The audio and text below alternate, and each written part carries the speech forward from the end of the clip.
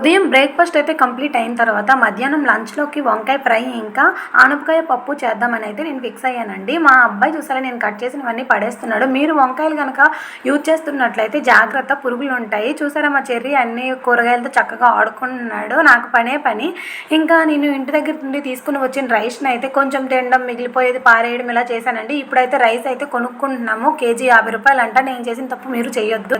అనవసరంగా పడేవద్దు, తగినంత పెట్టుకోండి. మాకు ఒక గ్లాస్ రైస్ అయితే మా ముగ్గురికి సరిపోతుంది. ఇంకా నీట్గా షోక్ చేసుకొని వాటిని అయితే నేను అరుగుతున్న వాటర్లోకి అయితే వేసుకుంటానండి. నేనైతే తపాలలోనే రైస్ పెట్టుకుంటాను, ఎందుకంటే చెరికి కుక్కర్ రైస్ బాగుండదని నేను తపాలలోనే పెట్టుకుంటాను. ఇది ఇంటి దగ్గర నుండి తీసుకుని వచ్చిన కందిపప్పు అండి. పప్పుని వాష్ చేసి అందులోకి ఆనపకాయ ముక్కలు, ఇంకా పసుపు, కారం, సాల్ట్, ఇంకా టమాటా ముక్కల్ని యాడ్ చేసి కుక్కర్లో అయితే పెట్టేసుకుంటాను.